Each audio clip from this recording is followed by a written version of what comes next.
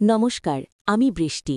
আজকে আমি আপনাদের সামনে আমার জীবনের একটা খুব ব্যক্তিগত আর কঠিন সত্যি ঘটনা বলবো। এই গল্পটা হয়তো আপনাদের অনেকের কাছেই বিশ্বাসযোগ্য মনে হবে না, আবার কেউ কেউ হয়তো আমাকে ভুলও বুঝবেন।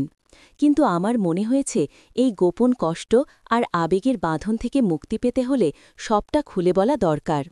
গল্পটা শুনতে যদি আপনার ভালো লাগে আর আমার এই পথ চলাকে যদি আপনি সমর্থন করতে চান, তাহলে অবশ্যই আমাদের এই চ্যানেলটিকে সাবস্ক্রাইব করে পাশে থাকবেন।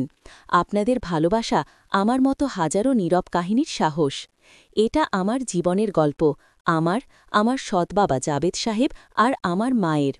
আমার মা শাকিলা আর জাবেদ সাহেবের বিয়ে হয়েছে বছর 5 হল। আমার যখন 12 বছর বয়স তখনই বাবা মারা যান। এরপর মাকে একা দেখে অনেকেই অনেক কথা বলত। মা খুব স্বাধীনচেতা মানুষ, একটা ভালো চাকরি করেন। কিন্তু সমাজের কথা শুনে আর আমার ভবিষ্যতের কথা ভেবেই হয়তো তিনি জাবেদ সাহেবকে বিয়ে করেন। জাবেদ সাহেব আমাদের পরিবারের জন্য একদম নতুন ছিলেন না। তিনি ছিলেন মায়ের অফিসের একজন উঁচু পদের কর্মকর্তা, ভালো মানুষ হিসেবেই পরিচিত। আমাদের বিয়েটা খুব দ্রুতই হয়েছিল। প্রথম আমি জাবেদ সাহেবকে একটু ভয় পেতাম, কেমন যেন একটা দূরত্ব ছিল। কিন্তু উনি খুব অল্প সময়েই আমার মন জয় করে নিলেন। আমাকে কখনো বকা দেননি, বাবার অভাবটা যেন বুঝতে না হয় তার জন্য খুব চেষ্টা করতেন। আমার পছন্দের খাবার, আমার পড়ার বই, আমার যে কোনো আবদার উনি সব সময় মনোযোগ দিয়ে শুনতেন। সত্যি বলতে আমার মায়ের চেয়েও যেন বেশি মনোযোগ দিতেন। মা সারাদিন অফিস আর নিজের সামাজিক কাজ নিয়ে ব্যস্ত থাকতেন। আমাদের বাড়িটা ছিল একটা সাধারণ 3 বেডরুমের ফ্ল্যাট, মা, জাবেদ সাহেব আর আমি। রাতে আমরা সাধারণত একসঙ্গেই খেতাম, যদি না মায়ের কোনো নিমন্ত্রণ থাকত। সমস্যাটা শুরু হল বছর 2 আগে। আমি তখন সবেমাত্র কলেজে পা দিয়েছি। আমার শরীর আর মনের ভেতরে যেন একটা নতুন ঝড় উঠছিল। মা আর জাবেদ সাহেবের সম্পর্কটা বাইরে থেকে খুব সুন্দর মনে হলেও ভেতরে ভেতরে আমি একটা শীতলতা দেখতে পেতাম। রাতে প্রায়ই দেখতাম মা তাড়াতাড়ি ঘুমিয়ে যেতেন আর জাবেদ সাহেব একা একা বারান্দায় দাঁড়িয়ে সিগারেট টানতেন কিংবা নিঃশব্দে লিভিং রুমে বই পড়তেন। একটা চাপা বিষাদ যেন তার চোখে লেগে থাকত।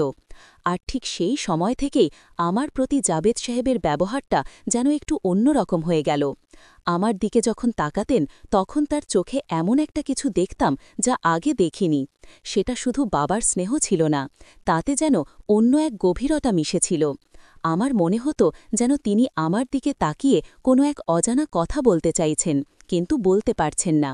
আমি যখন কোনো টি শার্ট বা একটু হালকা সালোয়ার কামিজ পরতাম তখন তিনি যেন দ্রুত চোখ সরিয়ে নিতেন, কিন্তু তার আগে আমি তার চোখের একটা দ্রুত ঝলকানি দেখে ফেলতাম। আমার ভেতরে কেমন যেন একটা উত্তেজনা আর ভয় মেশানো অনুভূতি হতো। এটা কি ঠিক? আমি কি ভুল ভাবছি? উনি তো আমার সৎ বাবা। একদিন আমি রাতে কফি বানাচ্ছিলাম, তিনি তখন বারান্দায় দাঁড়িয়েছিলেন। হঠাৎ ঘুরে আমার দিকে তাকিয়ে বললেন, বৃষ্টি, তোমাকে আজকাল আগের চেয়ে অনেক বেশি পরিণত আর সুন্দর দেখতে লাগে। আমি কিছুটা অপ্রস্তুত হয়ে গেলাম। লজ্জায় মাথা নিচু করে বললাম, ধন্যবাদ জাবেদ সাহেব। তিনি মৃদু হেসে বললেন, আমাকে তুমি শুধু আঙ্কেল বা জাবেদ বলে ডাকতে পারো। জাবেদ সাহেব বললে কেমন যেন দূরের মনে হয়। আমি সম্মতি জানালাম, কিন্তু সেই রাতের পর থেকে যখনই তাকে দেখতাম আমার বুক ধুকপুক করত। তিনি যখন কাছে থাকতেন আমার নিঃশ্বাস ভারী হয়ে আসত।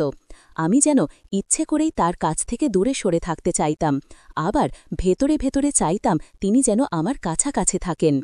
গল্পের মোড় ঘুরল গত বছরের শুরুর দিকের ঘটনা। মা অফিসের জরুরি কাজে 1 সপ্তাহের জন্য দিল্লি গেলেন। বাড়িতে শুধু আমি আর জাবেদ সাহেব। প্রথম 2 দিন খুব স্বাভাবিক কাটল। দিনে তিনি অফিসে যেতেন, আমি কলেজে। রাতে একসঙ্গে খেতাম, তবে কথা হতো খুব কম। একটা অস্বস্তিকর নীরবতা যেন আমাদের ঘিরে থাকত। তৃতীয় দিন রাতে আমি নিজের ঘরে শুয়ে একটা বই পড়ছিলাম। হঠাৎ বাইরে খুব বৃষ্টি শুরু হলো, ঝোড়ো বাতাস বইতে শুরু করল। আমাদের ফ্ল্যাটের বারান্দার দিকের জানালাটা হয়তো ঠিকমতো লাগানো ছিল না। বিকট শব্দে জানালাটা 2 বার আছড়ে পড়ল। আমি ভয়ে কুঁকড়ে গেলাম। ঠিক তখনই দরজায় মৃদু টোকা পড়ল।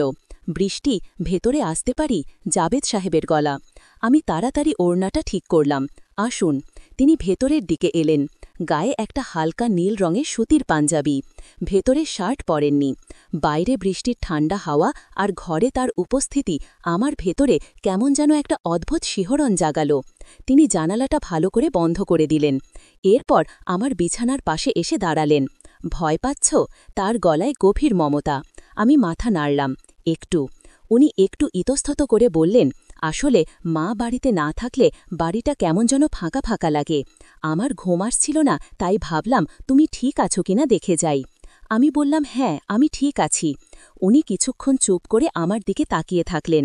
সেই দৃষ্টিতে কি ছিল আমি ঠিক বুঝতে পারছিলাম না।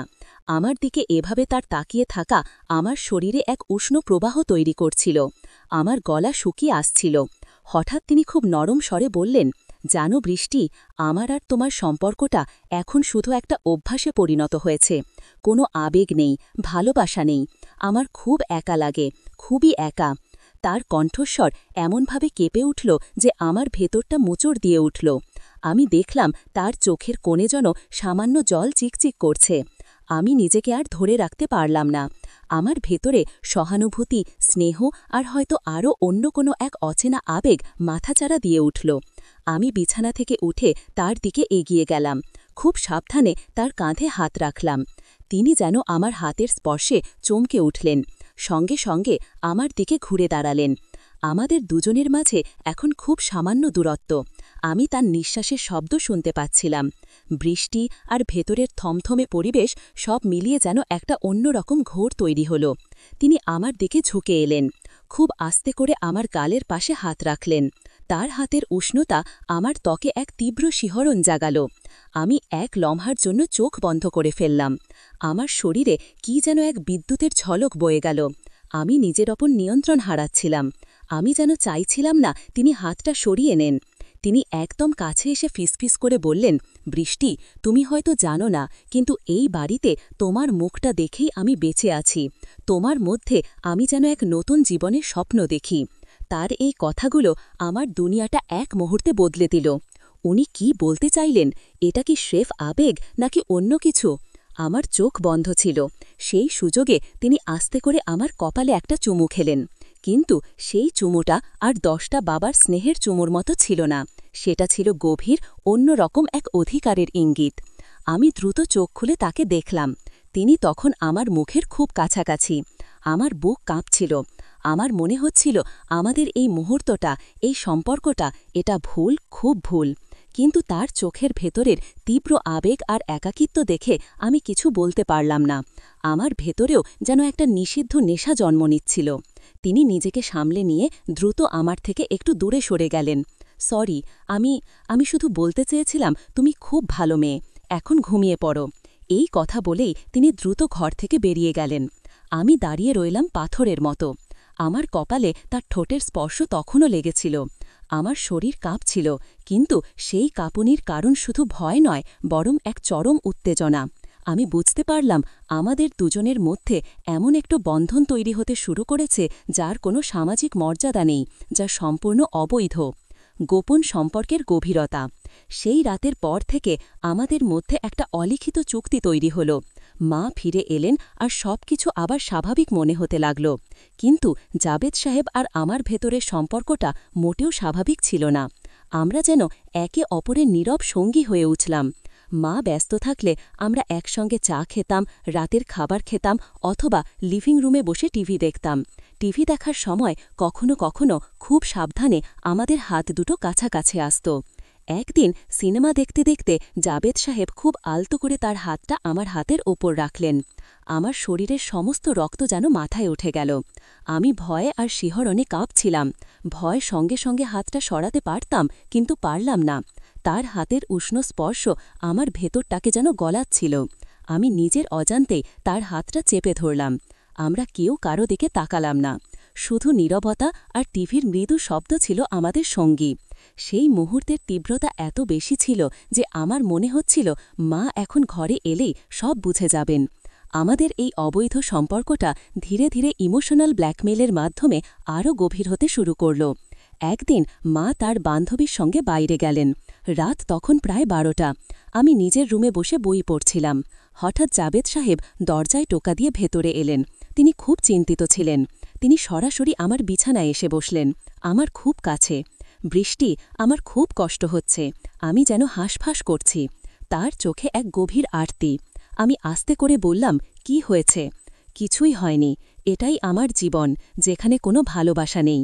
আমি তোমার মায়ের সঙ্গে কথা বলতে চেয়েছিলাম, কিন্তু উনি শুধু এড়িয়ে যান। আমার মনে হয় তিনি আমাকে আর ভালোবাসেন না। তার কণ্ঠস্বর প্রায় কান্নার কাছাকাছি চলে এসেছিল। আমি তার এত কাছে বসেছিলাম যে তার শরীরের ঘ্রাণ আমার নাকে আসছিল। এক তীব্র নিষিদ্ধ কামনা আমার ভেতরে মাথা চাড়া দিয়ে উঠল। আমি তার দিকে তাকিয়ে বললাম, আপনার এমন মনে হচ্ছে কেন?